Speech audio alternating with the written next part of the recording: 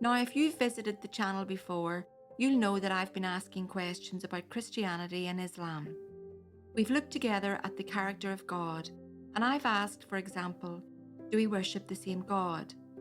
Do Christians and Muslims believe in the same God?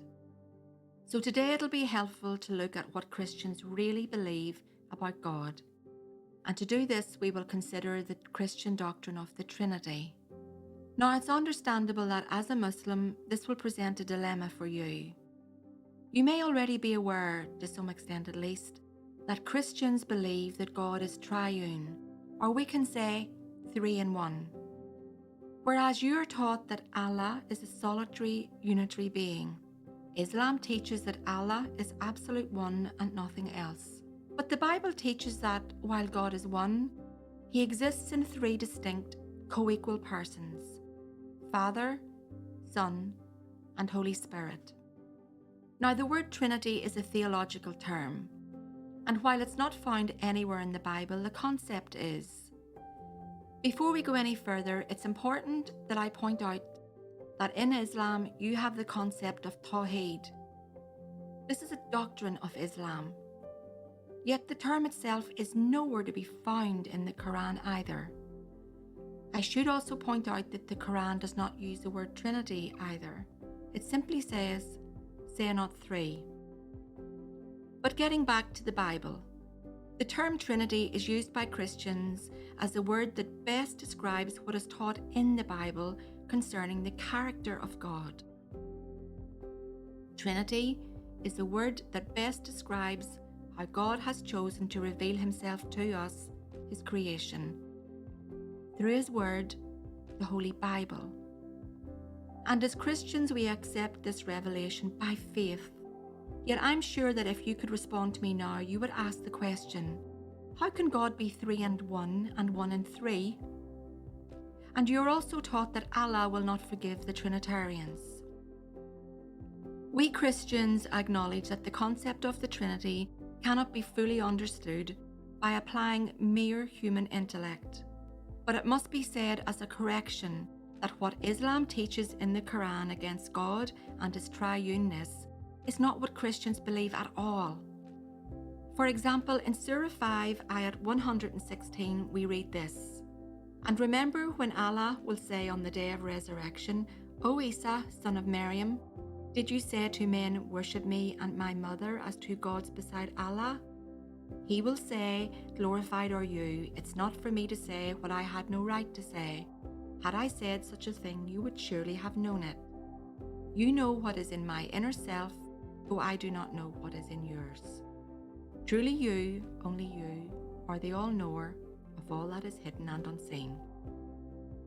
Dear listener, this is a distortion of the Trinity, and all Christians would outrightly reject as heretical such a description of God as the Father, Mary as His consort, and Jesus as their Son. The Bible is clear. Mary is not part of the Trinity, nor did God have a physical union with her and produce a son. Now, if we are to think about the time in which Mohammad lived, and we consider what it was that he would have been exposed to, we know that sadly there were many so-called Christians during that time who worshipped Mary. Many indeed still do. Yet no concept of the Trinity in which Mary is included is to be found anywhere in the Bible, and it has never been held as so by any Bible-believing Christian at any point in history, right up until now. So how did such a misunderstanding come to be? Well, we know that Muhammad travelled a lot, and his uncle was a trader. No doubt, as Muhammad was travelling with his uncle, he would have encountered heretical Christian sects. The Nestorians are one such example, and they were scattered throughout the Arabian Peninsula. Muhammad would have seen many idols, crucifixes, and shrines.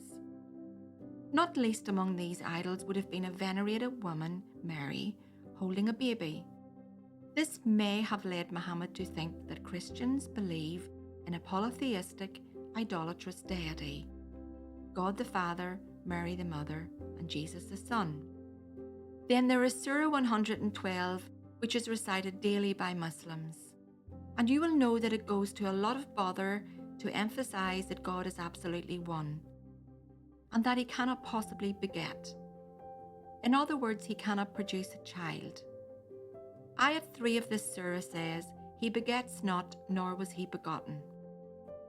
Dear listener, Islam's teaching on the Christian doctrine of the Trinity is offensive to Christians, and all Christians everywhere would consistently disown such a distortion of the true Trinitarian doctrine.